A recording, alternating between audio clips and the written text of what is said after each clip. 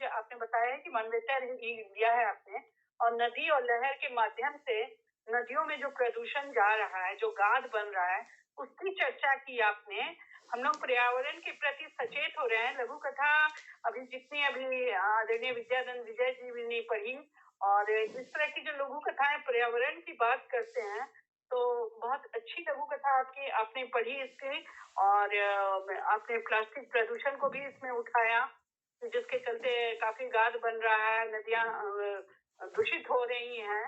तो प्राणी मात्र का जो जल से लगाव होना चाहिए, वो सिर्फ 4 दिन के लिए आती है। जब छठ वठ जैसे कोई त्योहार आते हैं, तो उस समय लोग नदी साफ करते हैं, तालाब साफ करते हैं, और बाद में फिर वही स्थिति हो जाती है। तो बहुत अच्छा रहा अगर आप इसको थोड़ा सा अंत में ये कर देती कि वो जो है इसको बनाने का कोई प्रण या एक पंक्ति जोड़ दीजिए तो लाजवाब हो जाएगी ये लघु कथा। एक पंक्ति की कमी इसमें है। मैं बहुत खुले तौर पे मंच पे बोल रही हूँ, क्योंकि आपसे मैं बोल सकती हूँ, खुलकर कुछ भी बोलती हूँ। नहीं नहीं, अच्छा है, लेकिन मंच तो बहुत इसी अच्छी के लिए लघु है, कथा, आपको और बहुत बेहतर अच्छी लघु बनाने के कथा लिए आपकी। सुझाव देना। एक पंक्ति के अगर उसको सकारात्मक कर देंगी ना, जो पानी डाला और लोगों ने उसे पकड़ लिया, कुछ भी वैसा, तो ये लघु कथा बहुत बेहतरीन हो जाएगी। क्योंकि हमेशा ध्यान रखें कि जब हम लघु कथा लिखें तो सकारात्मकता की ओर चलें।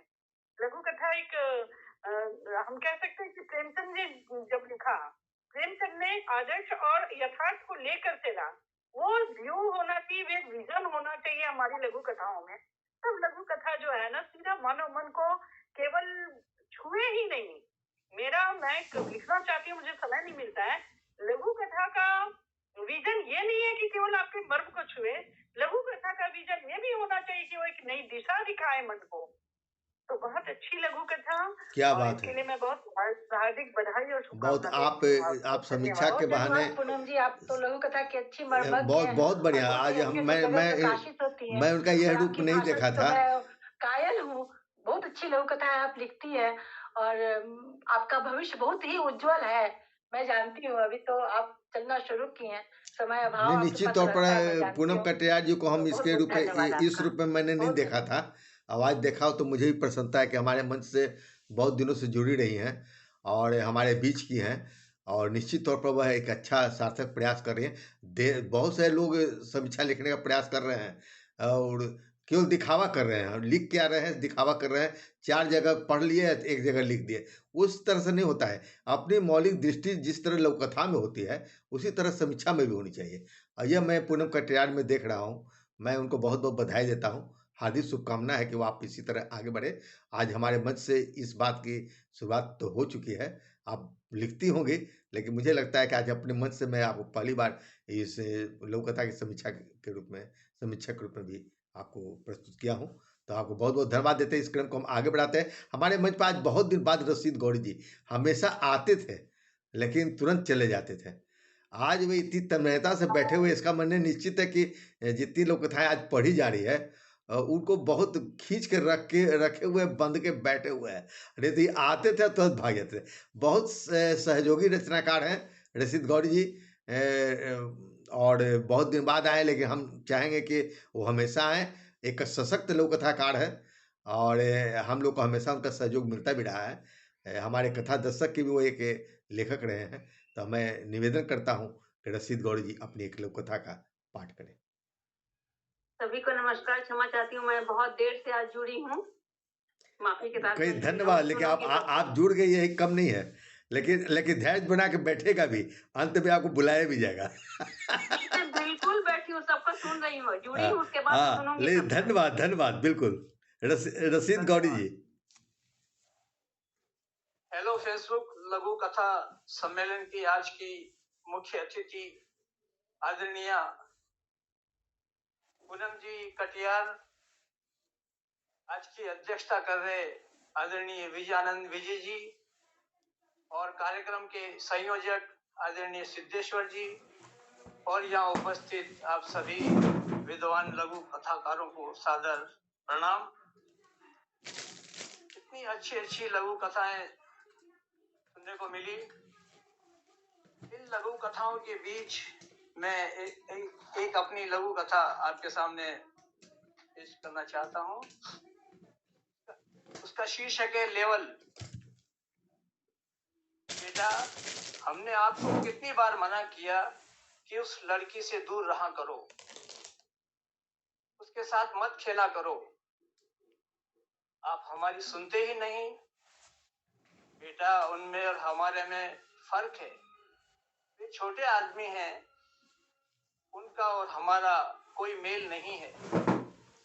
इसीलिए कहती हूँ, आप उस गरीब काम वाली बाई की लड़की से दूर रहा करो। ऊंची हैसियत रखने वाले परिवार की मां ने बेटे को नसीहत देने की कोशिश की। मगर मम्मा, हमारे स्कूल की टीचर तो कहती हैं कि हर इंसान बराबर है, कोई छोटा या बड़ा नहीं होता। मासूम बेटे का अप्रत्याशित मासूम जवाब माँ के सामने खड़ा था। वह कुछ पलों के लिए सन्नाटे के घेरे में आ गई। धन्यवाद। त्वरित बहुत समीक्षा अच्छी दे रही हैं लघु डॉक्टर कथा मैंने पूनम। पढ़ी भी थी, पटल पे आई थी और बहुत अच्छी लघु कथा थी। उसमें मैं लिख नहीं पाई थी, कुछ उससे टिप्पणी नहीं की थी मैंने, लेकिन बहुत अच्छी लघु कथा है। जो ये बहुत ही सामान्य सी बात हो गई है हमारे समाज में। अक्सर ये बहुत आसपास का परिवेश है हमारा, ऐसा लग रहा है अपने आसपास के परिवेश की बात आपने लिखी हो, एकदम हम लोगों के आसपास का है कि एक इंसान के बीच हम तार्किक रूप में तो बहुत सारी बातें करते हैं, लेकिन आम जीवन में रोजमर्रा की जिंदगी में ये बातें बड़ी सटीक सी हैं कि हम क्लास की बात करते हैं, अरे हमारे बच्चे उनके बच्चे, बच्चों को सिखाते हैं कि झूठ मत बोलो, लेकिन हम ही झूठ बोल रहे हैं। बच्चों को सिखा रहे हैं कि आदमी में भेद नहीं है, और घर में हम सिखा रहे हैं।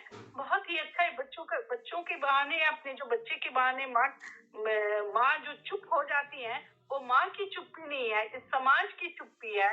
हम सब शिक्षित समाज की जो हम लोग बड़ी बड़ी बातें करते हैं, इन सब की चुप्पी को आपने दर्शाया है उसमें कि हमारी कथनी और करनी में कितना फर्क है।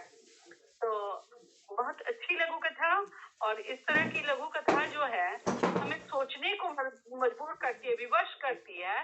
तो और शीर्षक भी अच्छा आपने लिखा कि लेवल, जो वहां पे कहानी है लेकिन ये लिखा है, तो ये लघु कथा में शीर्षक का अपना ही महत्व होता है। तो बहुत अच्छी लघु कथा। आपको राशिद गौरी जी, आपको बहुत दिनों से जानती हूँ, पढ़ती हूँ। बहुत धन्यवाद आपका। हाँ, चलिए, धन्यवाद। और धन्यवाद रशीद गौरी जी को तो होना ही चाहिए, देना ही होगा। बहुत पढ़ते हैं। आप बहुत धन्यवाद। आप आज उपस्थित रहे, इसके लिए भी आपको बहुत बहुत धन्यवाद। मैं तो कहूँगा कि आप हमेशा उपस्थित रहें। फोन की बैटरी डाउन हो जाती है। अच्छा, नहीं तो जिस दिन मेरा कार्यक्रम रहेगा उस दिन पूरा चार्ज कर लीजिएगा। चलिए, बहुत बहुत धन्यवाद रशीद गौरी जी। नमस्कार विजयानंद जी। विजयानंद जी ना? जी। हाँ, वो तो धन्यवाद आप सभी का, बहुत बहुत शुक्रिया। विजयानंद जी, आप हैं ना, मंचों पर रहिएगा। ये नहीं कि आप भार दे दिए हैं उनको, पूनम जी को, तो आप गायब नहीं हो जाइएगा। आपको तो बने ही रहना है। आपको अंत में तो आपको पूरा दक्षे बोधनी देना है। आप भी और संक्षिप्त, आपका भार हल्का कर दे रही है ना। आपकी आवाज नहीं आ रही विजयानंद जी। अनम्यूट कीजिए। हाँ, मैं हूँ यहीं पर, मैं कहीं गया नहीं हूँ। ठीक है, इसीलिए कि जहाँ विजयानंद जी, जहाँ पर हाँ, मैंने सबकी लोक कथाएं सुनी। हाँ, रशीद गौरी जी की लोक कथा सुनी मैंने, फिर अनिल जैन जी की लोक कथा सुनी मैंने, ऋचा वर्मा जी की सुनी, मैंने सुनी सबकी लोक ना, ठीक। अब ज्यादा नहीं, 5-6 रचनाकार है, और सुन लीजिए। और आपका कमेंट भी अपेक्षित है सर। हाँ, टिप्पणियां भी आपकी अपेक्षित है। जी, मैंने नहीं तो वो अंत में बोलेंगे, वो अंत में संक्षिप्त बोलेंगे। इनका भार हल्का कर दे रहे हैं पूनम जी। तो चले, इस क्रम को हम आगे बढ़ाते हुए, मीना कुमार परिहार जी मंच पर है कि नहीं? वो तो आती जाती पतने भी हैं कि नहीं कर सकते। ऋचा जी देखेंगे पटल पर। आज तो है, वाह, धन्यवाद।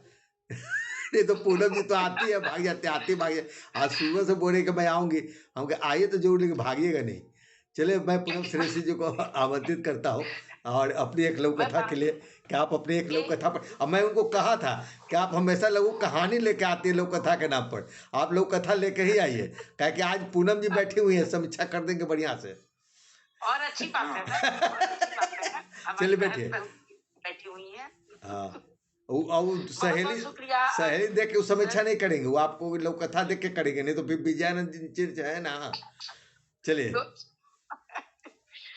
बहुत बहुत शुक्रिया सिद्धेश्वर सर। और मैं डॉक्टर बीना परिहार, आप सभी को मेरा अभिनंदन है। और आपके सामने एक लघु कथा प्रस्तुत करती हूँ। और यहाँ पर ये थोड़ा शांत हो जाइए, अब नाम सुन के दौड़े दौड़े आइए। आइए। ढाक के 3 पात। अंशिका आज कुछ सुस्त महसूस कर रही थी। घर के सारे काम को निपटा कर आराम करने जा रही थी। तभी माँ जी ने आवाज लगाई, बहू जरा दवाइयों की शीशी दे देना। जी आई, मैं अभी दे। बच्चों का भी घर आने का समय हो गया था। मुन्ना स्कूल से आ जाता है। मम्मी मुझे जोरों की भूख लगी है, जल्दी से खाना दे दो। हाँ बेटा, तू हाथ मुंह धोकर फ्रेश हो जा, फिर मैं देती हूँ।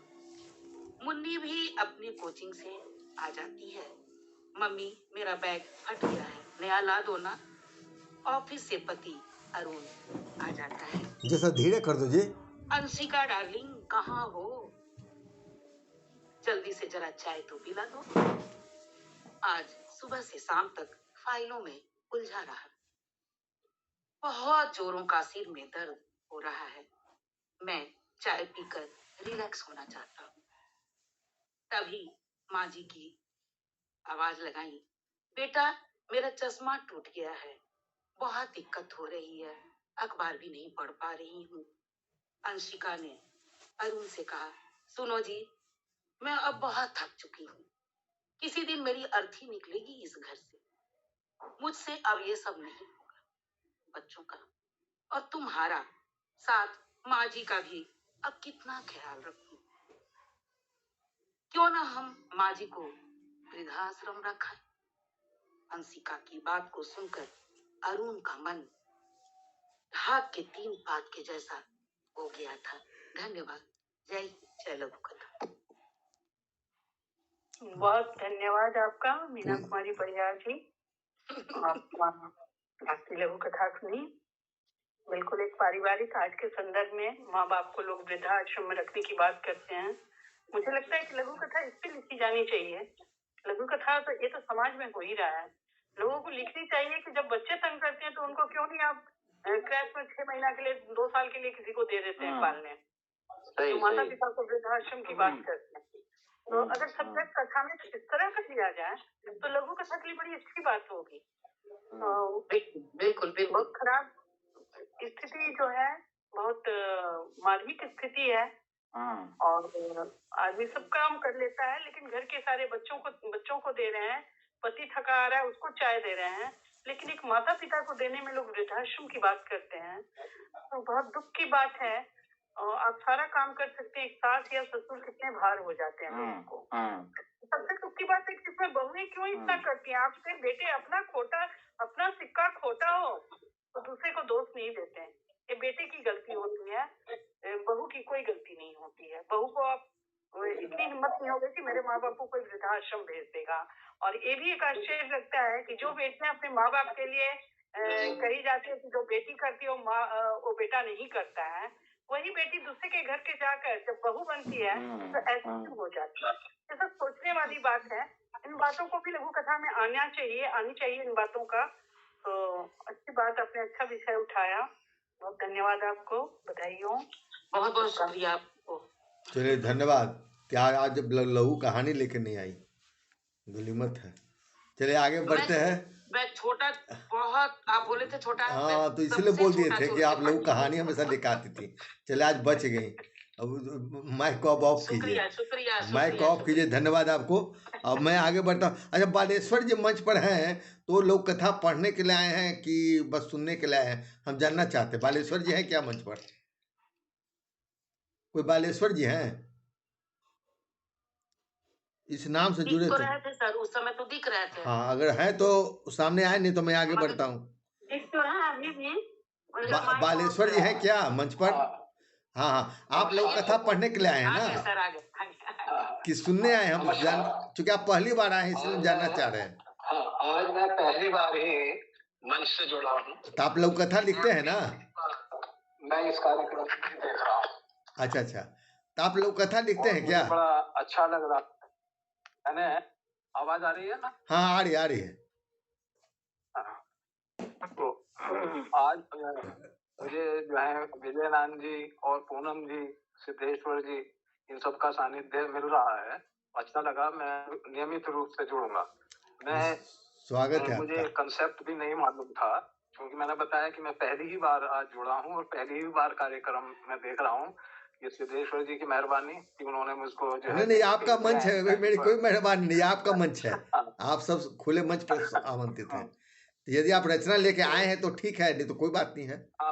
मैं एक मेरे पास इस समय, क्योंकि मुझे कंसेप्ट नहीं मालूम था, एक लघु कहानी है, अगर कहें तो मैं नहीं, पढ़ सकता हूँ। सॉरी, मैंने भेजी भी। हम क्षमा चाहेंगे, लघु कहानी नहीं है, अभी लघु कथा पाठ चल रहा है, इसलिए आप अगली बार आइए तो लघु कथा लेके आइए। तो मैं अच्छा चलिए, तो मैं कोई बात नहीं, आप सुनिए। एक और लघु कथा ही देखता हूँ। एक सेकंड देख लीजिए। पूनम जी ये नए रचनाकार हैं, इन पर थोड़ा सा ध्यान दीजिएगा, यदि कुछ सुझाव देना हो तो आप दे सकते हैं। इस लघु कथा का शीर्षक है असली रिश्ता। रघु आज भी आया था कुशलता पूछने।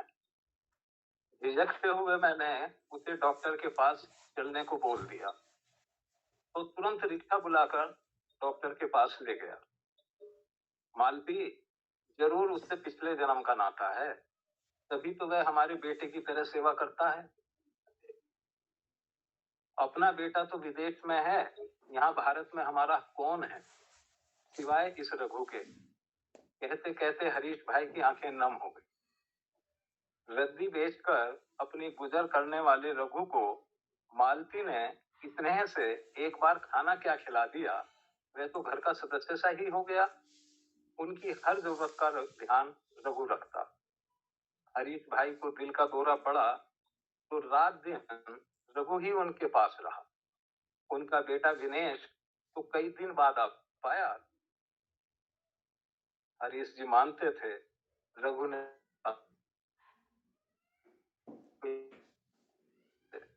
बस वे कभी कभी संशय में जरूर पड़ जाते कि असली रिश्ता विनेश निभा पाता है या फिर रघु निभा रहा है। धन्यवाद। धन्यवाद। आप तो कहते कि हम लाए नहीं है। अब पूनम जी से चाहेंगे कि आप इनको किस रूप में देखते हैं? कहा कि लघु कहानी है, हाँ, इसीलिए हम लोग डर गए थे। श्रेणी में हम रख सकते हैं। आपने लघु कथा ही पढ़ी और वही समसामयिक चीज है कि आजकल के बच्चे जो हैं विदेश चले जा रहे हैं। बच्चों माँ बाप भारत में रहते हैं। शुरू में तो सबको अच्छा लगता है कि मेरा बेटा विदेश में है, लेकिन एक स्थिति ऐसी आती है तब लगता है कि वो डॉलर से ज्यादा सुख साथ खाने का होता है। हम साथ खा नहीं पाते हैं, बर बीमारी होती है, माँ बाप को कर नहीं पाते हैं, माँ बाप उस समय महसूस होता है।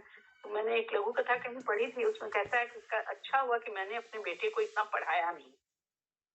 तो वही बात है, आपने इस बात को बहुत ही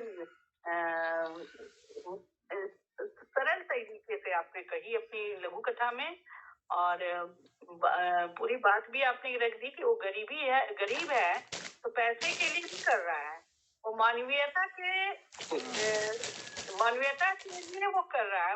मानवीय भावनाएं उसमें जीवित है। अपने बच्चों में जो भावनाएं होनी चाहिए वो एक अनजान को है, क्योंकि वो भूखे को केवल खाना खिलाइए जो उसके लिए बहुत बड़ी बात है, और उस तरह से बंध गया है।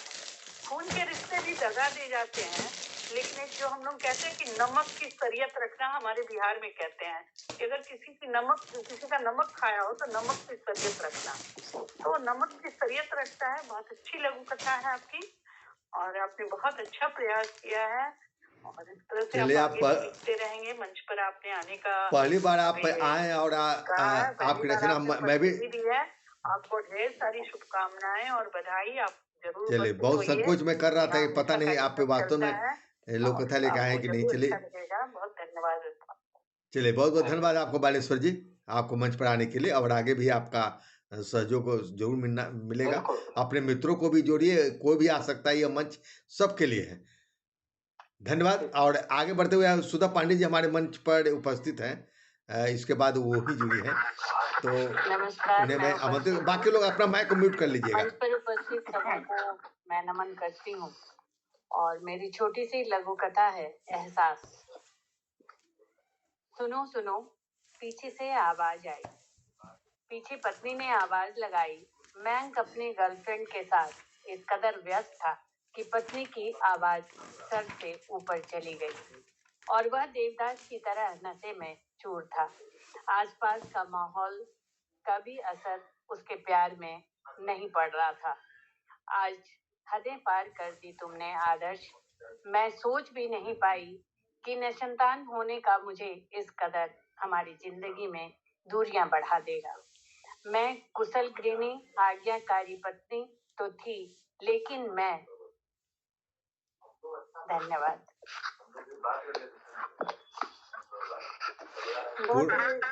आपने बहुत ही एक स्त्री जीवन में सब कुछ हो, लेकिन अगर वो माँ नहीं बन पाती है तो समाज जो है उसके प्रति एक अच्छी भावना नहीं रखता है, जिसमें स्त्री का कोई दोष नहीं होता है। और बड़ी मार्मिक लघु कथा है ये, और बहुत अच्छे से आपने इसको प्रस्तुत किया कि एक पत्नी जो है अच्छी पत्नी है, अच्छी गृहिणी है, वो घर संभाल रही है, सब कुछ कर रही है, लेकिन एक माँ नहीं बन पा रही है, तो पति उसके लिए उसकी महत्व नहीं देता है। बहुत दुखद स्थिति है। तो इस लघु कथा से वैसे लोग जो इस लघु कथा को पढ़ेंगे तो शायद अपनी पत्नी की भावनाओं को समझने की कोशिश करेंगे। कोई समाज वैसे स्त्री को समझने की कोशिश करेगा जो माँ नहीं बन पाती है। बहुत बधाई हो आपको। शुक्रिया। धन्यवाद, धन्यवाद सुधा जी। अब माँ चरण हमारे मंच पर दो ही तीन रचनाकार हैं। मुझे लगता है कि यह कार्यक्रम अपने समय से 9 बजे के आसपास समाप्त होने की स्थिति में आ जाएगी। तो बस आप सब्र करें थोड़ी सी देर और मैं इस राजप्रिया रानी जी मंच पर हैं क्या? वो आई थी, पता नहीं मंच पर हैं, जैसा ऋचा जी देख लेंगी। यदि हो तो कृपया मंच पर सामने आए। राजप्रिया रानी जी, मुझे नहीं पता चल रहा था, इसमें तो नजर नहीं आ रही है, लेकिन अच्छा ठीक जुड़ी थी, हो सकता है। परोक्ष में होंगी तो चलिए, अगर आवाज सुन रही हो तो अपना तैयार रहिएगा, अंत में फिर एक बार बुला लेंगे जी। राजप्रिया जी हैं। राजप्रिया रानी जी हैं। आवाज जा रही है क्या राजप्रिया रानी जी? यदि आप मंच पर हो तो आप तुरंत आइए मंच पर, और नहीं तो आप तैयारी कीजिए आने का, तब तक हम आगे बढ़ते हैं। और विजया आगे चले, आप आवाज तो दिया कीजिए ना। चलिए, बहुत स्वागत है आपका। मैं सोचा कि पता आप आए कि नहीं। विजय राजप्रिया रानी जी भी लिखने का प्रयास कर रही हैं। अब अच्छी है कि बूढ़ी है, तो हमारे अध्यक्ष महोदय आज बतलाएंगे, और उनको सीखने का ही मौका मिलेगा इस मंच से। लेकिन मैं देखता हूँ क्या, बाहर थी सर। हाँ मुझे मालूम था, तो इसीलिए मैं संग चल रहा था कि पता नहीं आप आई हैं कि नहीं आई हैं, इसलिए मैं आगे बढ़ रहा था। चले, आप समय पर आ गए हैं, आपका हार्दिक स्वागत है। आप अपनी एक लघु कथा का पाठ कीजिए। सभी मर्मज्ञ के साहित्यकारों को मेरा हार्दिक अभिनंदन है। अभिवादन करती हूँ मैं सभी को। और इसी बीच मैं एक अपनी लघु कथा दीवार आपके समक्ष प्रस्तुत करती हूँ। कैसी है ये आप ही बता सकते हैं। निशा अपने मायके के घर की एक दीवार से जैसे बातें कर रही थी। गृह प्रवेश के दौरान निशा अपने मायके आई थी। माँ के अकेलेपन को वह खुद महसूस कर रही थी। निशा अपनी माँ से मन की भावना टटोलने के ख्याल से बोली, माँ, घर कितना बड़ा है, एकदम स्वर्ग लगता है ना? हाँ बेटी, हम सब खुश हैं। सबने अपने अपने कमरे भी सजा रखे हैं। माँ थोड़ी जज्बाती होते हुए कही, आप तो खुश हो ना माँ? क्या तुम्हें अकेलापन नहीं लगता? माँ के दुखती रग पर जैसे निशा ने हाथ रख दिया। माँ कुछ देर के लिए अतीत में खो गई और न चाहते हुए भी बोली, वो भी क्या दिन थे बेटी। पहले घर छोटा ही था, लेकिन तब हम सभी परिवार के सदस्य इकट्ठे भोजन किया करते थे। आज की तरह पारिवारिक बंदिशें न थी। मौज मस्ती नोक झोंक करते थे। वक्त का पता ही नहीं चलता था। लेकिन आज अगर मैं बीमार भी होकर कराहती भी रहूं ना, तो दीवार के उस पार तक आवाज तक नहीं जाती। सबके अपने अपने अलग अलग चूल्हे, अपने अपने खान पान, अपने अलग अलग रहन सहन। माँ की आंखें डबडबाई थी कहते कहते। ऐसा दिख सुनकर निशा को आघात सा लगा। उसने भाभियों को सबक सिखाने की सोची और माँ से बोली, एक बार मैं अपने भैया और भाभियों को समझा कर देखती हूँ माँ। अपनी बेटी को ऐसा न करने की सलाह देते हुए उसकी माँ बोली, नहीं बेटी, अब इसकी जरूरत नहीं है। कमरे की दीवार की क्या गलती? घर को स्वर्ग बनाना हो तो हमेशा मन की दीवार को उठने से रोकना चाहिए। धन्यवाद। धन्यवाद धन्यवाद। अब पूनम जी 2 मिनट बोलेंगी हाँ। आपके। हाँ, राजप्रिया जी की ये लघु कथा बहुत अच्छी लघु कथा है। थोड़ा सा लास्ट इसको थोड़ा सा जैसे दीवार की बात थी वहां तक रहती तो ज्यादा अच्छा होता। अंतिम पंक्तियों की जरूरत नहीं थी मुझे भी इसमें। लगा हाँ, अंतिम पंक्तियों की जरूरत नहीं थी। और उतना जब माँ कहती है कि हाँ दीवार के बाहर बात नहीं जा पाती, वहीं खत्म हो सकती थी। जी जी और ये बिल्कुल। जो है दीवार रिश्तों में जो बहुत दुखद है। और मुझे याद आता है कि प्रेमचंद की जो मैंने प्रेमचंद पे कभी कुछ काम किया था, मैंने लिखा था कि उन्होंने घर की दीवारों की जगह, घर के बीच दीवार आना गलत बात नहीं है, चलो परिस्थितियां होती हैं, घर के बीच दीवार आ गई कोई बात नहीं है, मन के बीच दीवार नहीं आनी चाहिए। अफसोस की बात है कि आज एक ही फ्लैट कल्चर है, लोग एक ही घर में रहते हैं लेकिन एक दूसरे को जान नहीं पाते हैं। मन के बीच का ये दीवार है, घर के बीच की दीवार नहीं है। तो आपने इस बात को उठाया, आपको बहुत बहुत धन्यवाद। और भविष्य के लिए बहुत शुभकामनाएं आपको राजप्रिया जी। बहुत धन्यवाद। वास्तव में पंच लाइन के बाद एक लाइन बोलने की जरूरत नहीं पड़ती है। और वास्तव में आज ये अच्छी रचना लेके आई है। बहुत बहुत धन्यवाद आपको राजप्रिया राणा जी। आप ये लोक कथा इसी तरह लिखते रहिए। आप लोक कथा कविता तो लिखती ही थी, इसी तरह आगे बढ़ते रहें। बहुत बहुत शुभकामनाओं के साथ अब हम आगे बढ़ते हैं। अब मात्र 2 रचनाकार हमारे मंच पर हैं। विजया कुमारी मौर्य जी हमारे मंच पर उपस्थित है, लखनऊ से जुड़ी हैं। हम चाहते हैं विजया कुमारी मौर्य जी मंच पर आए और अपनी लघु कथा का पाठ करें। बहुत बहुत धन्यवाद सर जी। और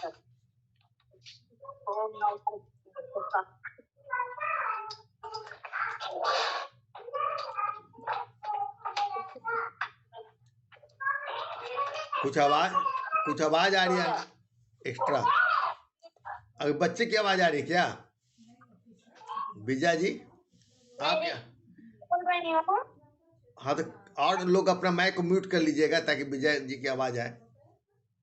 आवाज नहीं आ रही क्या मेरी? ना अब आ रही है, बच्चों की आवाज आ रही थी। आपकी आवाज आ रही है, बोलिए बोलिए। खूब अच्छा से आ रही है। लाइट चली गई ना। नहीं आ रही है, आपकी आवाज आ रही है। पढ़िए लघु कथा। बहुत अच्छी आवाज आ रही है। मेरी लघु कथा का शीर्षक है बुलडोजर। गणेश मेरे ही खाली प्लाट में रहता था। इधर उधर से सामान लाकर उसने अपने और छोटे छोटे बच्चों के लिए घर बना लिया था। बड़ा डील डॉल वाला था, बड़ी बड़ी आंखें, मूछें भी रौबदार, मगर कानचोर था। सबके घर से कुछ न कुछ चुरा कर अपना और अपने बच्चों का पेट भरता था। 6 महीने से सब परेशान थे, मगर वह कभी किसी के हाथ नहीं आता। कई बार उसे पकड़ने की कोशिश की, मगर असफल रहे। एक दिन की बात है, मैं बाहर गई थी। जब लौट कर आई तो सारा सामान बिखरा पड़ा था, कुछ गायब था। बस मैंने ठान लिया कि अब इसे और इसके बच्चों को कहीं शिफ्ट करना है। दूसरे दिन मोहल्ले के लोगों ने मिलकर उसके घर बुलडोजर चला दिया। घर खत्म करवा दिया, मगर वह भी बड़ा चालाक था। जमीन में सुरंग बनाकर फिर पचाने लगा। आखिर भगवान गणेश की सवारी जो था। धन्यवाद। धन्यवाद विजया जी। आपकी लघु कथा, एक्चुअली लघु कथा में हास्य की गुंजाइश बहुत कम होती है। और विजय कुमारी मौर्य जी, आपकी इस लघु कथा में आपने हास्य दिखाने का प्रयास किया। एक नए तरह की बीच में कुछ आई थी इस तरह की, ये एक लघु कथा संग्रह भी शायद किसी ने निकालने की कोशिश की थी, जिसमें लघु कथा में हास्य हो। तो आपकी उस श्रेणी की ये लघु कथा लगी मुझे, और मैंने शायद पटल पे इसे पढ़ा भी था। यद्यपि कहा जाता है कि लघु कथा जो है विसंगतियों के कोख से निकली हुई कथा होती है, और जब विसंगतियों के कोख से निकलती है तो उसमें हास्य की गुंजाइश नहीं हो पाती है। लेकिन आपने एक नया प्रयास किया है, इस पे आपका प्रयास सराहनीय है, तो आपको बहुत इस प्रयास के लिए मैं स्तुत्य है। धन्यवाद और शुभकामनाएं। धन्यवाद विजय जी। और अब मात्र 2 रचनाकार, एक है निर्मला करण जी, आप आमंत्रित हैं। आप तो हमेशा पहले आती हैं, या थोड़ा विलम्ब से आई हैं, लेकिन आप अंत तक बनी हुई हैं, इसके लिए बहुत बहुत धन्यवाद देते हुए मैं आपको आमंत्रित करता हूँ आपकी अपनी एक लघु कथा के लिए। बहुत बहुत धन्यवाद सर। मैं तो सोच रही थी आज सिर्फ सुनूंगी, क्योंकि बहुत देर से जुड़ी, क्योंकि पूरा नहीं सुन पाई सबकी रचना। आवाज जा रही मेरी? हाँ आ रही है, पढ़िए। आवाज जा रही है? आ रही है, पढ़िए आप। मैं तो सिर्फ सुनने के लिए आज जुड़ी थी, लेकिन जब सुना रही हूँ मैं भी। मेरी रचना का शीर्षक है विश्वासघात। अरे मीना बहू, तुम अभी कहाँ जा रही हो? क्या सोनू अभी तक स्कूल से नहीं आया है जो उसे लाने जा रही हो? प्रभा देवी ने मकान के बाहर ऑटो से उतरते हुए जब अपनी बहू मीना को मुख्य दरवाजे से तैयार होकर निकलते देखा तो पूछ बैठी, माँ जी आप बिना सूचना के वह भी अकेली? उनको अकेली आते देखकर मीना ने आश्चर्य से पूछा। सोचा इस बार अचानक पहुंचकर तुम लोगों को चकित कर दूं। बस तुम लोग क्या कहते हो? हाँ, सरप्राइज वही देना चाहती थी। लेकिन तुम जा कहाँ रही हो? क्या सोनू को लाने जा रही हो? इतनी देर हो गई है। नहीं माँ जी, आज की छुट्टी थी, घर में ही है। जीजा जी आए हुए हैं, उन्हीं के साथ। रजत को शाम को आने में देर होगी, इसलिए सोचा कुछ आवश्यक सामान ले आऊं, घर में मेहमान हैं। पर सोनू को ऐसे अकेले छोड़कर? अकेले कहाँ माँ जी, वह तो अपने मौसा के साथ है ना। नहीं बिटिया, बच्चों को कभी किसी के साथ ऐसे अकेले नहीं छोड़ना चाहिए। जानती हो ना, रिश्तेदार ही अधिकतर शोषण करते हैं बच्चों का। लेकिन माँ जी, सोनू लड़की नहीं, वह तो लड़का है, फिर कैसी चिंता? कहते मीना ने माँ जी का बैग उठा लिया और अपने घर के दरवाजे पर आकर अपने पास से चाबी निकालने लगी। क्या तुम बाहर से बंद करके गई थी घर? हाँ, जीजा जी आराम कर रहे थे, सोनू का भी सोने का समय हो गया था, इसलिए बाहर से बंद करके आ गई थी। ताला खोलकर वे घर के भीतर आई। प्रभा देवी सीधा सामने के कमरे की ओर बढ़ गई, जहाँ से कुछ आवाज आ रही थी। खुले दरवाजे से प्रवेश करते ही वे चीख उठी, मीना, तुमने इसी कलंकी पर विश्वास कर अपने बेटे को छोड़ा था? अर्धनग्न सोनू को गोद में लिए था उसका मौसा और उसके साथ। धन्यवाद। धन्यवाद निर्मला करण जी। पूनम जी इस पर कुछ अपने बहुत धन्यवाद विचार व्यक्त निर्मला करेंगे? कुमारी, निर्मला उपकरण जी। बहुत नंगा सच है हमारे समाज का, और कुछ रिश्ते, कुछ लोग, पुरुष मानसिकता ऐसी है, इससे हम इनकार नहीं कर सकते हैं। रोजमर्रा की जिंदगी में इस तरह की बातें हो जाती हैं, और बड़े दुख की बात है कि हम एक ऐसे, मुझे बहुत अफसोस होता है कि आज का जमाना जो है, बहुत लोग शिक्षित हो गए हैं, बहुत स्कूल कॉलेज उच्च शिक्षा विदेशों से लोग पढ़ के आ रहे हैं, लेकिन आज हमारा समाज नैतिक रूप से बहुत गिर गया है। नैतिकता का जो पतन हो रहा है, आपने उस बात को इस अपनी कथा में दिखाने की कोशिश की है, और अच्छा आपका प्रयास रहा। इस तरह की एक लघु कथा मुझे लगता है पूनम डोगरा जी की भी थी, शायद उनकी थी, मुझे ठीक से नाम नहीं याद आ रहा है किनकी थी, जिसमें ऐसी स्थिति है कि बड़ी छोटी, आपने इसको थोड़ा इसको विस्तार से आप संक्षिप्त कर दिए तो ज्यादा अच्छा रहेगा। बड़ा अच्छा उन्होंने 4 पंक्ति में लिखा कि बच्चे को, भाभी जा बच्ची को देखना, मैं जा रही हूँ स्कूल या कहीं जा रही है, तो कहे कि क्यों, घर में उसका चाचा तो है। तो वो एक ही लाइन कहती है कि हाँ, इसी का तो डर है। सारी बातें आ गई। तो लघु कथा का सौंदर्य है कि जितने कम में आप कहें, लघु कथा के आकार प्रकार की जरूरत नहीं है, लेकिन जितने संक्षिप्त में करें, जितनी सांकेतिकता को लेकर आप चले, वो लघु कथा को उतना ही सफल करती है। लघु कथा में संकेत का और शीर्षक का मेरे ख्याल से बहुत ध्यान रखना चाहिए, क्योंकि एक संकेत और केवल उसी का तो डर है, सिर्फ 5 शब्द बोलती है और पूरी लघु कथा जितने आपने इतनी लंबी जो कहानी कही वो नहीं होता है। तो एक कहानी का प्रारूप हो जाता है जब आप उसको विस्तार देके हर बात को समझा रहे हैं, लेकिन आप एक लाइन में अगर उसको इंगित कर दें तो सारी बातें स्पष्ट हो जाती हैं। तो आपने अच्छा प्रयास किया, आपका प्रयास सराहनीय है। बहुत धन्यवाद आपका। बहुत बहुत धन्यवाद आपको भी कि आप बिल्कुल निष्पक्ष होके, निर्भीक होके आप जो विचार दे रही हैं। मैं यह बोलने वाला था पहले, लेकिन मैं चुप इसलिए था कि मैं देख रहा था कि मैं यही चीज बोलने वाला था, लेकिन मैं आवाज नहीं आ रही है सर। अनुचित बाकी है। अब आवाज जा रही है? हाँ, अब ठीक है। नहीं, मैं कह रहा था कि मैं चुप इसलिए था कि मैं देख रहा था कि आप उस कमी को पकड़ रही हैं कि नहीं, लेकिन आपने पकड़ ही लिया। और निश्चित तौर पर इसके साथ आप पता चल गया कि आप बहुत गंभीरता से सबकी लोक कथाओं को सुना है। निश्चित तौर पर उनकी निर्मला खंड जो पढ़ रहे थे, मुझे लग रहा आभास लगता है कोई लघु कहानी है या लोक कहानी का आभास है, कहानी जैसा कहीं पर लग रहा था। तो निर्मला खंड जी से थोड़ा सा बचें और कोशिश करें कि जैसा कि अभी हमारे मुख्य अतिथि बोली पूनम जी कि सांकेतिक भाषा में यदि हम लोक कथाओं को स्पष्ट करना चाहें तो लोक कथा ज़्यादा सशक्त होगी और ज़्यादा उसमें अनावश्यक शब्दों का कोई गुंजाइश नहीं होती। तो बहुत बहुत धन्यवाद। ऐसा भी नहीं लगना चाहिए कि हम किसी कहानी का प्लॉट दे रहे हैं सामने। तो बहुत बहुत धन्यवाद पूनम जी, आप बहुत गंभीरता से उनको आप समझाए हैं और निश्चित तौर पर निर्मला कर्ण जी अभी लोक कथा लिख रही है और धीरे धीरे और बेहतर लिखेंगी, इस बातों को ध्यान देगी। तो अब हमारा यह कार्यक्रम समापन की ओर है। मैं जैसा सोचा था कि 9 बजे के आसपास समाप्त हो जाएगी, तो लगभग 9 बज ही गया है और मात्र एक रचनाकार राज बोहरा जी आ गए। वो हमारे मंच पर हैं क्या राज बोहरा जी? मैं हूं, लेकिन मैं आज कुछ पढ़ूंगा नहीं, केवल सुनने के लिए आया हूं और बहुत बहुत धन्यवाद। सुनना चाहता हूं। अध्यक्षीय उद्बोधन सुनूंगा। बहुत बहुत धन्यवाद। आप अध्यक्ष उद्बोधन सुनेंगे ही नहीं, आप बहुत अच्छे रचनाकार हैं, हमारे मुख्य धारक है, आप हमसे जुड़े हैं, इसके लिए यह हम लोग का सौभाग्य है। आप अध्यक्ष उद्बोधन के पहले आप 2 शब्द बोलेंगे भी इस कार्यक्रम में, जितना भी सुने हैं आप। इसके पहले मैं पूनम श्रेयसी जी से निवेदन करूंगा कि आपने बहुत अच्छी आज समीक्षा प्रस्तुत की और यह आपका अंतिम पूनम कतरियार हूं सर। पूनम कतरियार जी, सॉरी पूनम कतरियार जी, हाँ मैं बोल ही रहा था। और हमको लगता है कि अब कोई शेष नहीं बच गए हैं, इसलिए यदि कोई और हो तो आवाज देंगे, नहीं तो मैं यह कार्यक्रम समापन की ओर ले जा रहा हूँ।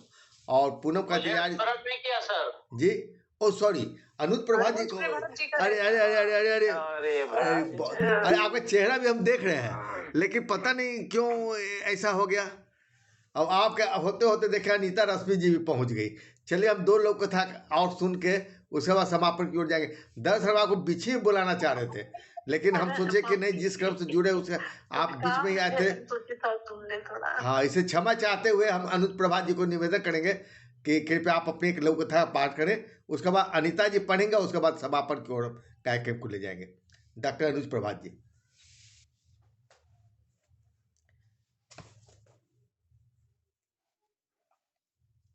सबों को नमस्कार, खासकर विजयानंद जी, पूनम जी को जी और राज बोहरा जी आज जुड़े हैं, सर को प्रणाम।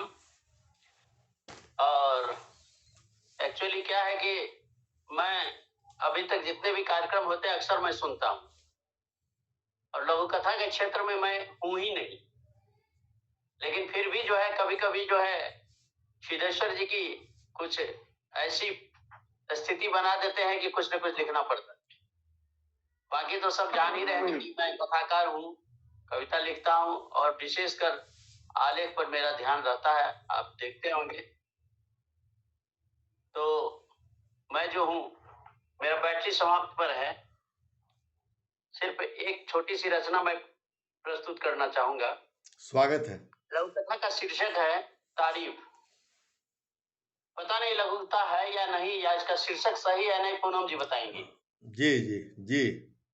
शर्मा जी सुरेश बाबू को लेकर सीधे ऑफिस घुसे। सुरेश बाबू भी आश्वस्त थे कि अब ज्यादा चक्कर नहीं लगाना पड़ेगा। बेटी ने जाति प्रमाण पत्र के लिए जो आवेदन दिया था वह बन नहीं पाया था। कुछ लोगों ने शर्मा जी को नाम सुझाया और कहा बड़ी पहुंच है, ले जाके करवा देंगे। शर्मा जी पान की गिलोरी मुंह में दबाए सीधे नरेश जी के टेबल पर पहुंचे और जेब में कुछ डालते हुए कान में धीरे से कुछ कहा। नरेश उठकर बाहर आया और बोला, शर्मा जी अब मेरा वक्त नहीं रहा। एक तो ऑफिस में सीसीटीवी लगने से सिस्टम बदल गया है, दूसरे साहब ने मुझसे भी बड़ा ईमानदार रख लिया है और उसने पैसे लौटाते हुए एक पर्ची थमा दी। नरेश ने जो कहा वो ईमानदारी की तारीफ थी या वक्त की सोच में थे शर्मा जी। धन्यवाद। क्या बात है, क्या बात है। धन्यवाद। बढ़िया, आपने बहुत अच्छा आपने लिखा, बहुत ही अच्छा। ये लघु कथा में इन चीजों की जरूरत है जो हमारे घर के बाहर क्या हो रहा है कि लघु कथा को हम घर और रिश्तों में बांध के रख दिए हैं। तो लघु कथा जब इनसे बाहर निकलती है, आप ऑफिस की बात करते हैं, दुकान की, बाजार की, घटना की, सूक्ष्म भावों की, तो लघु कथा को एक नया आयाम मिलता है। तो आपने कोशिश की है, बहुत अच्छी कोशिश की है। थोड़ा सा और स्पष्ट हो सकता था, इसमें गुंजाइश है, थोड़ा सा इसमें और मेहनत कीजिए तो अच्छी लघु कथा बन जाएगी। अच्छी लघु कथा थी, धन्यवाद आपका, बहुत बधाई, शुभकामनाएं। बहुत बहुत धन्यवाद दाता अनुज जी। देखिए आपको इतनी प्रोत्साहन मिल रही है आपको। जी के प्रयास से मैंने कोशिश की और कुशल एकदम मैं कह रहा हूँ आप इसी तरह प्रयास करते रहे, आप बहुत बढ़िया लघु कथा लिखते रहेंगे। आपका प्रयास जारी रहे। और बहुत सारे रचनाकार हैं जो कवि कथाकार होते हुए लघु कथाएं प्रवेश किए हैं और बढ़िया लघु कथा लिख रहे हैं। आप भी उसमें हैं, आप निश्चित तौर पर लिखें। जब पूनम जी बोल दी हैं तो निश्चित तौर पर आप एक बेहतर लघु कथाकार बनेंगे। बहुत लोग हैं। चलिए बहुत बहुत धन्यवाद आपको। और अब मैं अंतिम लघु कथा के लेखिका के रूप में हमारा सौभाग्य, हमारे मंच का सौभाग्य कि अनीता रश्मि जी कभी छोड़ना नहीं चाहती हमारे मंच को। यह अलग बात है कि देखिए थोड़ी सी भी समय मिली, दौड़े दौड़े आई हैं और अंत में जुड़ गई हैं। हम हृदय से उनका स्वागत करते हैं कि हमारे मंच पर वो कभी नहीं छोड़ना चाहते। कल भी वो मंच पर थी और एक सधे हुए रचनाकार है, कथा लेखिका, लघु कथा में इनकी अमिट पहचान है। लघु कथा की इनकी कई पुस्तकें बढ़िया आई है। हम उन्हें बहुत ही सम्मानपूर्वक आमंत्रित करते हैं इस हेलो फेसबुक लघु कथा सम्मेलन के अंतिम लघु कथा लेखिका के रूप में डॉक्टर अनीता रश्मि जी। जैसा कि आपको मालूम है कि अनीता रश्मि जी अक्सर मुख्य अतिथि और अध्यक्ष के रूप में भी रही हैं, लेकिन आज वो लेखिका के रूप में जी। जोहार सभी को। अचानक मुझे लगा जुड़ना चाहिए, हम दूसरे कार्यक्रम में थे। ठीक है, मेरी लघु कथा का शीर्षक है सच बोलने की सजा। ये बहुत पहले लिखी गई, बहुत पहले। लेकिन आपने सच बोला है कि दूसरे ग्रुप से आप इस ग्रुप में आई हैं, किसी भी समय निकाल के आप ये सच बोली है, कोई सजा नहीं। आवाज आ रही है? हाँ आ रही है। वह खड़ा मुस्कुरा रहा था। तुमने अपराध किया है, तुम्हें सजा मिलेगी। मैंने अपराध? आश्चर्य क्यों कर रहे हो? तुमने संगीन जुर्म किया है। मेरा जुर्म क्या है? तुम्हारा जुर्म है सच बोलना। यह जुर्म है? हाँ, स्वतंत्र भारत में जुर्म है। तुम पत्रकार हो ना? हाँ हूँ। तो तुमने अयोध्या कांड को सही लिखा। इसको इस परिप्रेक्ष्य में देखे कि बहुत पहले की रचना है। हाँ, मैंने सच्चाई से मुंह फेरना कभी नहीं सीखा। तुमने असम समस्या का सही कारण बताया। झूठ बोलने की गुंजाइश सच्चे पत्रकारों के पास नहीं होती। तुमने कश्मीर मसले के बारे में भी सच्चाई जानने हेतु अपनी जान जोखिम में डाली, वहां के अंदरूनी इलाके की यात्रा की। हाँ, यह मेरा फर्ज था। क्या इसके बारे में भी सच लिखोगे? हाँ, सच लिखूंगा। पूरी जिंदगी सच लिखता रहा हूँ, सच के सिवा कुछ भी नहीं लिखूंगा। फिर भी कहते हो तुम निर्दोष हो। फिर हाँ कहा, तुम्हें तो सजा जरूर मिलेगी। झूठ के जमाने में सच करने की गुंजाइश? क्या बात है? सॉरी, गुंजाइश नहीं, जरूरत है। हाँ, झूठ के जमाने में सच करने की जरूरत। क्या सजा दोगे? फांसी पर चढ़ा दोगे? मीरा की तरह विषपान कराओगे? हंसी ने उसके होठों को घेर लिया। नहीं। तब क्या कुएं में ढकेल दोगे? मुस्कुराहट उसके होठों पर बिछी रही। इसकी कलम तोड़कर इसके कागज फाड़ दिए जाए, कैमरा छीन लिया जाए। अब पत्रकार की होठों की मुस्कुराहट दब से बुझ गई। सजा याफ्ता नाचीज अब नहीं हंस सका। क्या बात, क्या बात है, क्या बात है। पहले की देखिए हमारे हेलो फेसबुक अभी लघु मैच कथा चल रही सम्मेलन मुझे नहीं पता। का आरंभ भी इतनी बढ़िया से हुई, अंत भी इतनी बढ़िया हुई, और क्या चाहिए एक संपूर्ण संगोष्ठी के लिए। हम आपको बहुत बहुत धन्यवाद देते हैं। आप सच बोली कि आप दूसरे मंच से तुरंत तुरंत दौड़ी दौड़ी यहाँ आए, ये आपका प्रेम है, और इस सच के लिए आपको कोई सजा नहीं मिल रही है। आपको हम सम्मान दे रहे हैं, बहुत बहुत धन्यवाद दे रहे हैं आपको कि आप हमारे मंच पर जुड़िए। ये आपका प्रेम है, आपका स्नेह है, और इसको हम कभी भूल भी नहीं सकते। और यह मंच आपका है, बहुत बहुत धन्यवाद। और यह समापन की ओर है आपके लोग कथा। पहले हम टिप्पणी सुनना चाहेंगे। आज ये मुख्य अतिथि हमारी दे रही हैं पूनम श्रेष्ठी जी। दीदी, ये तो आपको सर्वप्रथम तो मैं प्रणाम करती हूँ, और आपकी लघु कथा पे मुझे टिप्पणी देना तो ये तो मेरी ही परीक्षा है। तो बहुत आपने जिस तरह से जो मीडिया पर जो प्रतिबंध है उसकी बात की है, और जहां तक अगर मैं सोच पा रही हूँ तो ये शायद 1992 के आसपास की शायद ये लिखी हुई लघु कथा होगी, क्योंकि जो स्थितियां आपने दर्शाई है मुझे लगता है वो 92 दिसंबर की कहानी पे ही उसके इर्द गिर्द चल रही होगी। तो जो मीडिया पे प्रतिबंध और कुछ कह रही थी आप? पूरे देश की परिस्थिति पर। हाँ, तो उसी समय की स्थिति होगी, और मीडिया पे प्रतिबंध लगाया गया, जिस तरह से उनको टॉर्चर किया गया मीडिया कर्मियों को, तो और उस समय का जो परिदृश्य था वो लघु कथा में बड़ी सहजता से झलका है। बहुत अच्छी लघु कथा है। और आपका जो लाइन है, पंक्ति इसमें आपने लिखा कि झूठ बोलने के जमाने में सच बोलने की जरूरत, आपने गुंजाइश कहा, तुरंत सुधारा, तो बहुत अच्छा। वो जुर्रत शब्द ही बहुत उपयुक्त था इसका जी। तो लघु कथा में ये बारीकियां आप लोगों से सीखने को मिलती हैं कि आपने गुंजाइश करे, गुंजाइश नहीं जरूरत है। बहुत अच्छी लघु कथा। आपकी लघु कथा के लिए मैं क्या कहूँ, सूरज को दीपक दिखाना है। तो बहुत अच्छी आपकी। उस दिन भी पटल पे मैंने आपकी वो ईश्वर की चुनौती मैंने देखा, और उसमें जो वही वो पंक्ति थी जो कि धूप आदमी के हाथ से छिटक गई, मुझे बहुत प्यारी लगी। वो बहुत सारी बातें उसमें आ गई उसमें कि धूप छिटक कर चली गई। उस व्यवस्था भी दिखा रही है, फ्लैट कल्चर की, व्यक्ति की व्यवस्था दिखा रही है, और एक जो आज कमियां हैं लोगों को कि मजबूर हैं इस तरह के घरों में रहने के लिए, सारी बातें उस एक लाइन में बहुत मुझे टच की। इसलिए मैंने शायद आपको लिखा भी कि वो पंक्ति नहीं बदलने में ही अच्छा लगा आपका। तो आपका लेखन, आपके अंदाज को मैं पकड़ती हूँ थोड़ा, और उसमें झारखंड की खुशबू है, झारखंड का दृश्य है, और मुझे बहुत अच्छा लगता है क्योंकि मैं भी उसी जगह से हूँ, और मेरे मन में कहीं भी चली गई, मैं भारत की बहुत जगह रही, लेकिन वो कभी नहीं छूटता है। वो जो होता है, जब लेखन आता है तो वही दृश्य आता है। तो बहुत आभार आपका कि आपने पटल पे पढ़ा और मुझे 2 शब्द बोलने के लिए सिद्धेश्वर सर ने कहा, तो और विजयानंद सर ने, तो मेरा सौभाग्य है, आपका आशीर्वाद है मुझे।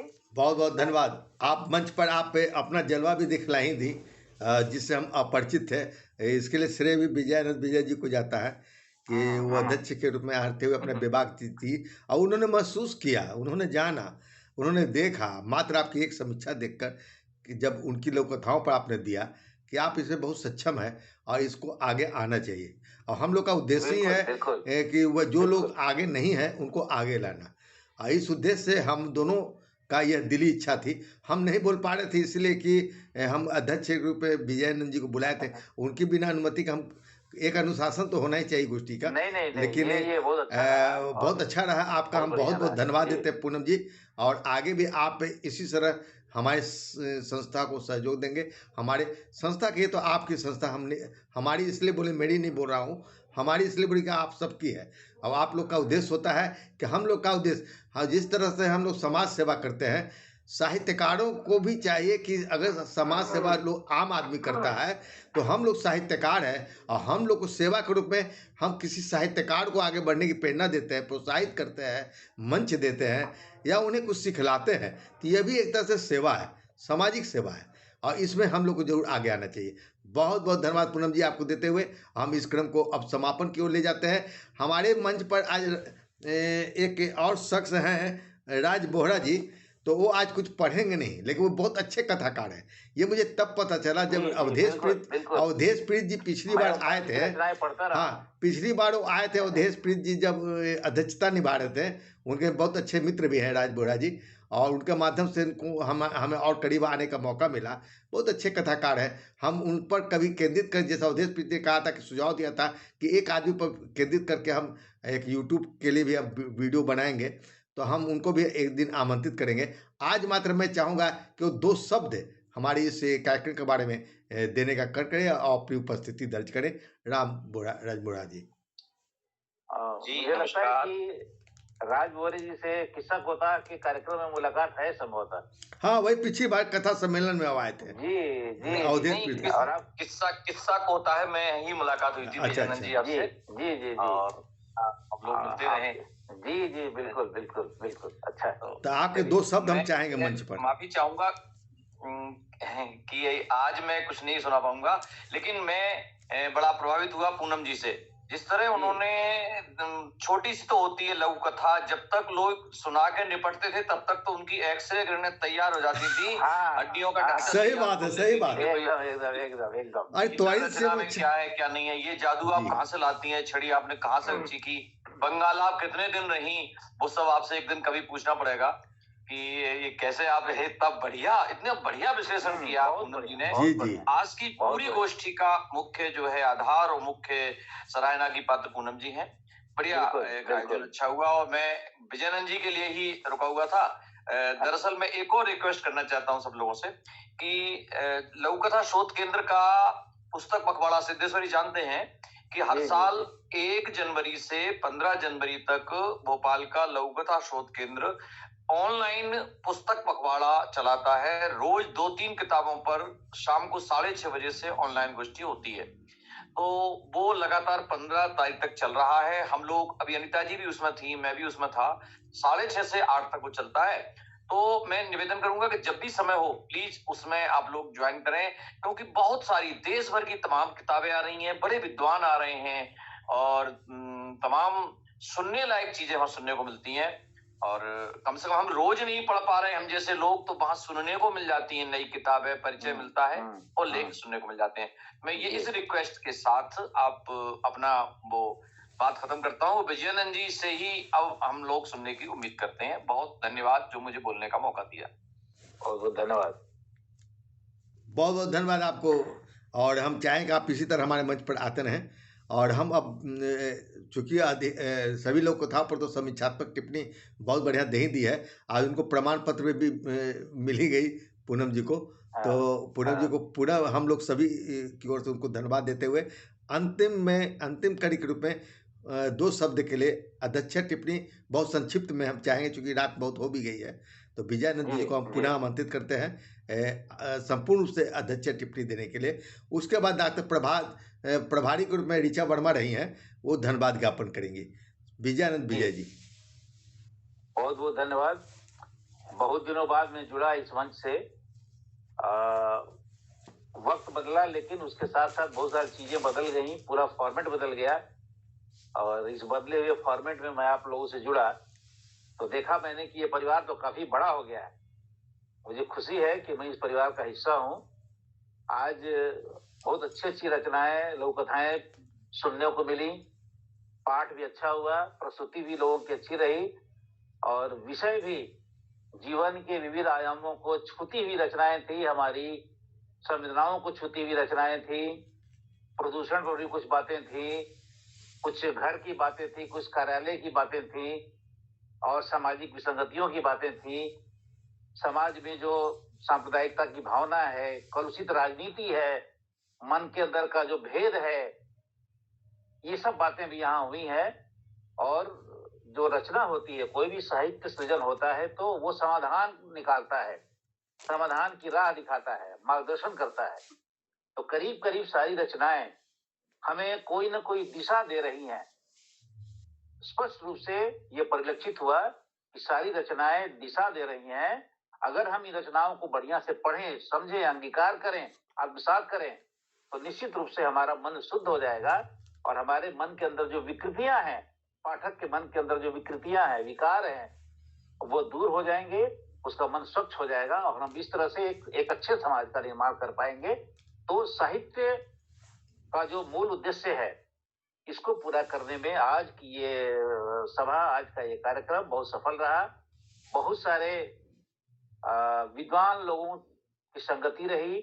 ऋचा जी, पूनम जी और विजय कुमारी मौर्य जी, रश्मि जी, रशीद गौरी साहब, ये तमाम लोग हैं जिनको मैं हमेशा पढ़ता रहा हूँ, सुनता रहा हूँ। बहुत सारे संकलनों में ये लोग साथ भी रहे हैं, हम लोग साथ रहे हैं, लेकिन इस तरह से रूबरू होने का मौका नहीं मिलता था। तो ये सिद्धेश्वर जी को भी धन्यवाद कि उन्होंने ऐसा पटल लिया कि हम, लगता है कि बस फेस टू फेस ही हैं। आभासी दूरी है, यही तो खासियत है। जी है।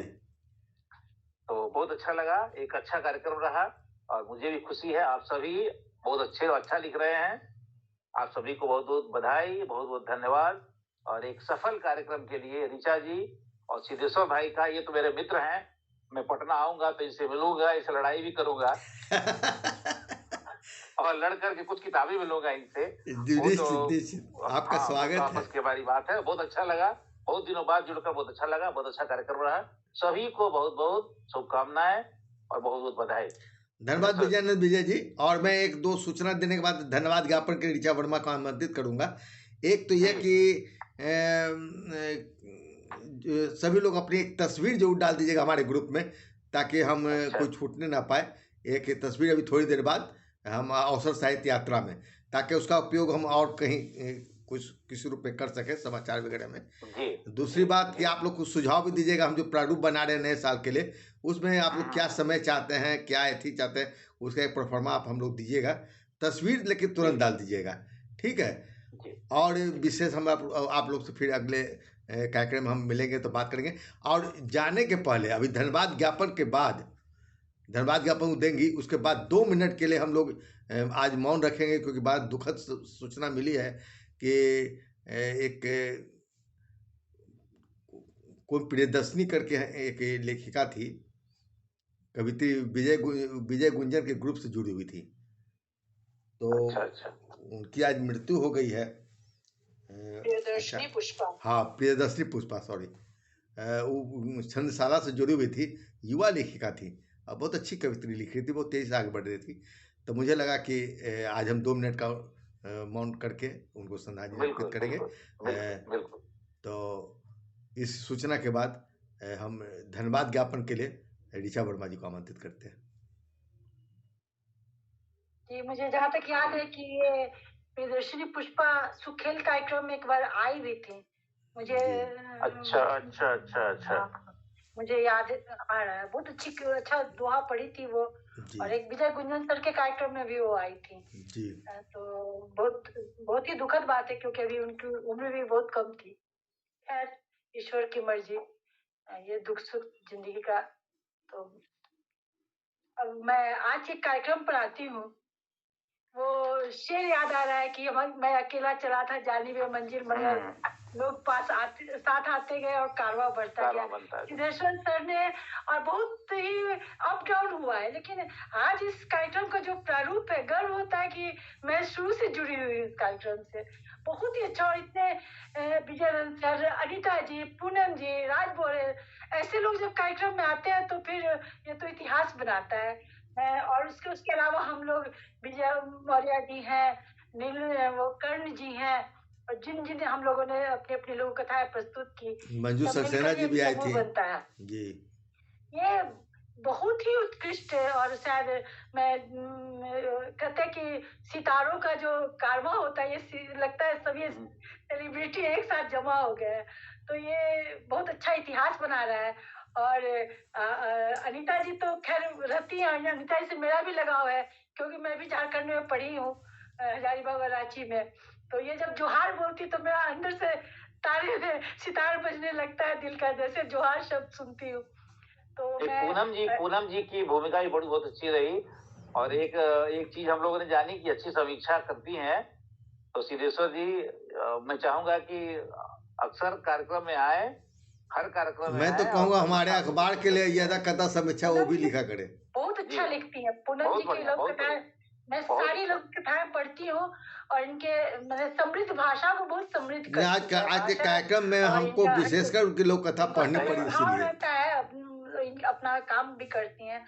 तो मैं चाहूंगी कि भाई आप लोग और ईश्वर से प्रार्थना करती हूँ कि आप लोग को समय मिले, इस कार्यक्रम में आए और इसकी गरिमा बढ़ाएं और हम सब इसमें शामिल हो और इनके साथ कुछ सीखे और साथ साथ हम लोग भी कुछ आगे बढ़े। मैं तो शौकिया लिखती हूँ जैसा समझ में आता है, लेकिन सुनकर लगता है कि शायद कुछ तो मैं भी अच्छा लिखूं। तो बहुत बहुत आभार आप सबका।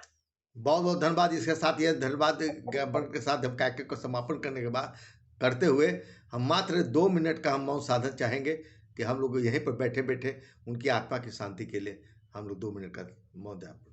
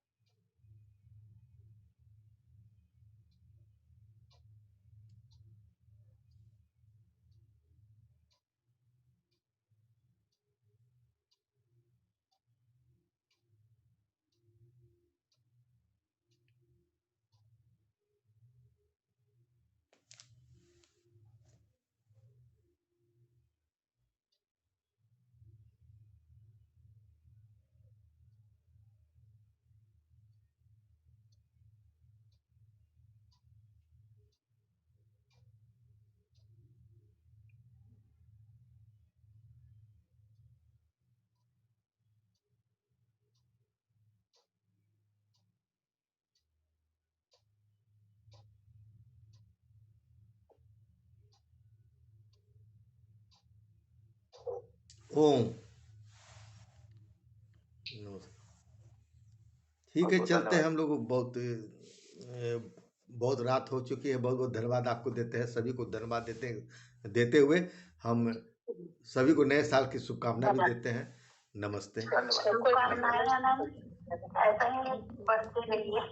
धन्यवाद। आप लोगों को मेरा भी नमस्कार और बहुत आप लोगों ने आज मेरा हौसला अफजाई की।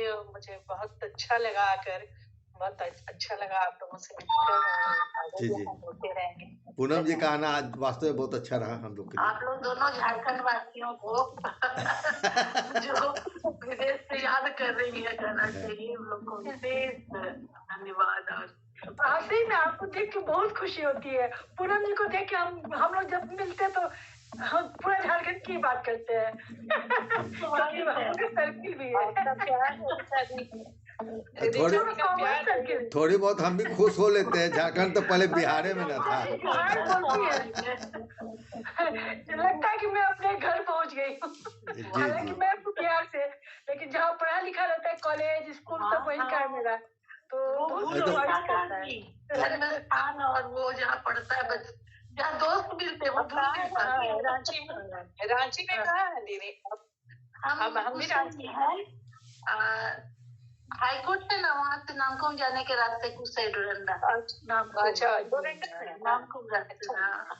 अच्छा डोरंडा। मेरा भी घर है वहाँ पे, कटहल मोड़ पे है। कटहल मोड़ के पहले ही उधर में है ना, तो वहाँ है मेरा भी। हरियाली रेस्टोरेंट के सामने है। अरे वाह, अलगोड़ा चौक। अलगोड़ा, हाँ बहुत अच्छी है। मैं वो तो लैंडमार्क हो गया हम लोग का अपार्टमेंट, विमल श्याम विहार, काफी बड़ा। अनिता जी, जो कहानी आप लिखी थी, मैं आज मतलब उस दिन से आज तक वो कहानी हर समय मेरे दिमाग में, जो झारखंड वाले जो स्टोरी आपने लिखी थी। पुटूस आपको दिखाई होंगी, पुटूस के फल। हाँ,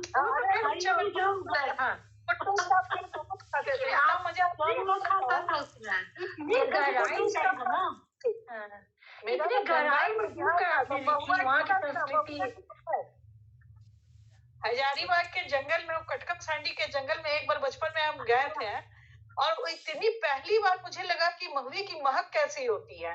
और सच में वो जो कहते हैं मदांत करती है, वो पहली बार मुझे महसूस हुआ था।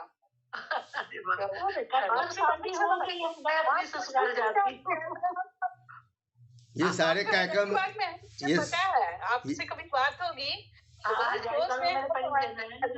आप लोग का सारे कार्यक्रम में सिद्धेश्वर जी खाना के लिए भागना चाहते हैं, आपको इजाजत दे रहे हैं, लेकिन इस सारे कार्यक्रम में लोड हम यूट्यूब में भी लोड करने जा रहे हैं, कर देंगे, कल तक हो जाएगी।